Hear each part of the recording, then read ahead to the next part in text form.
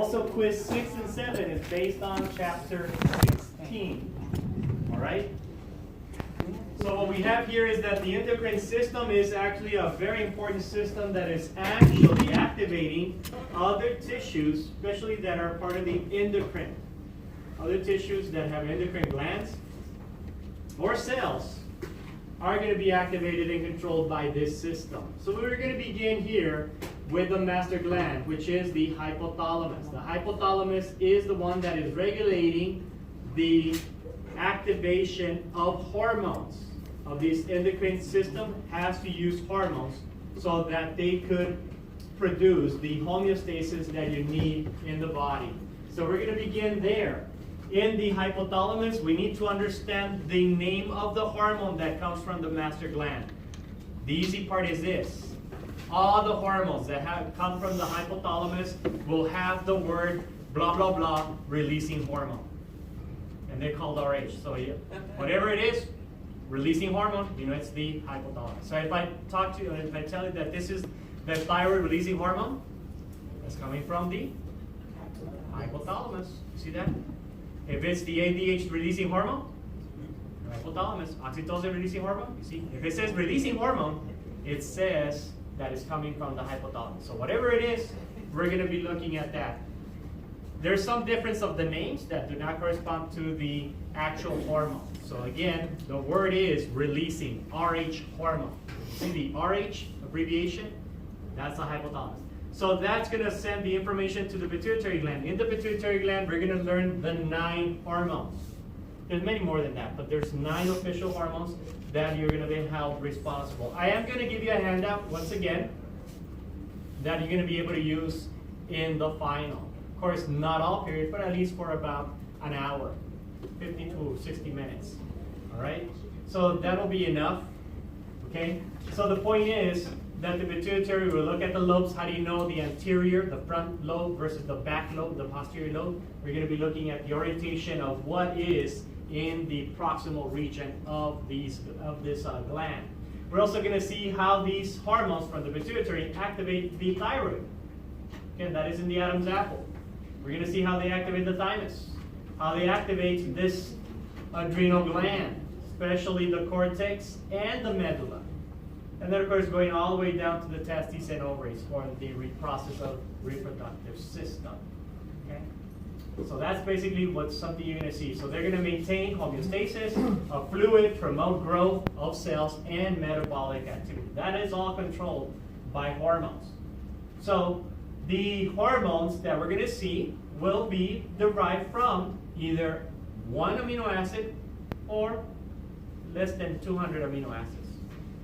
And amino acids with the lipid. So those are the 3 types that we're going to go into. So hormones are secreted and they affect distant targets. So if you want to affect from the brain, you want to affect the testes, they're further away, you have to use hormones. But if they're nearby, let's say that you have the activation of a certain cell that is proximal to that region, then you're going to use any one of these 2, the paracrine or the autocrine. So the paracrine, basically you're going to use this type of stimulus, and this is through intracellular communication, cell-to-cell communications, chemicals secreted by the cell to the extracellular space. So basically it's a nearby local region. So all these 2 are providing a reaction nearby the cell that has released it, the chemical. Okay? Same thing with this one, but that goes into the interstitial fluid. So in other words, you see that if you want to target something that is far away from the brain, you've got to use the blood. The blood system, and of course it has to be a hormone to get to that target. So you got to use hormones if they're far away. If they're not far away, if they're within the proximal local region, see, local area, then it will be a paracrine or the autocrine. But let's focus on the hormones. As I mentioned already, there's 3 groups of hormones, so let's look at them. The first group of hormone is composed of one single amino acid. That amino acid is tyrosine. The majority of the hormones, such as epinephrine, norepinephrine, tyrosine is the main, in this case, the subgroup that it makes it up, tyrosine. single hormones that are composed of a single amino acid are this type of group, amino acid derivative. There is another type of hormone that comes from another type of amino acid, and that's tryptophan. So tyrosine is the most common amino acid used as a hormone, but we also have tryptophan. Tryptophan is the one that produces melatonin. Melatonin to mellow you out, to what? To fall asleep. So that comes from the pineal gland, but that's tryptophan. All right? So tyrosine is the main ingredient for single piece, single monomer hormones. Okay? Single amino acids is tyrosine. And you have these, and then of course you also have the thyroid. Okay? And we do have those that require more than one amino acid. Those are the peptide hormones. Remember that amino acid connects to another amino acid through a peptide bond. So again, those are the peptide-derived hormones. That means that there's more than one amino acid. Again, under 200 or less than that, that would be the FSH, TSH, LH, erythropoietin. We're going to be looking at those. So you have the first category is single amino acid, or 100 amino acids, no more than 200. If you have 200 or less than 200, a little bit less than that, then it will be this group of hormones also. So again, you have the single amino acid and 200 or so amino acids, no more than 200, and then you have the lipid. That's the third category. So that means that you're going to have amino acid, but it has a lipid component. And that's where you have the steroids and the eicosanoids. So this group right here of hormones, this group right here, hormones, has something additional that it could do. It actually could go into the cell. And not only stop there, it could go all the way where the DNA is at. Go through the nuclear envelope. Go to the DNA and activate genes. So these guys have that ability. The only exception is thyroid. Thyroid is also an amino acid, but it could also go into the nucleus and activate genes. So when you activate genes, do you think you're going to be able to look different? The answer is yes. So when you use steroids, a female that is using steroids to be male, she'll look like a male. Or a male taking steroids to look like a female, he will look like a female. All right? They will not be able to change their main bone structure. You're still going to see the composite of a male not being able to, have a baby. Right? And the female bone composite will still be the same. So the skeleton is not going to change. The overall appearance does change. And that's where this comes in with the thyroid. A person with problems with thyroid, don't they look different? Yeah, they look very different. Okay, if it's hypo, you're going to see that they increase in body fat, sluggish, right?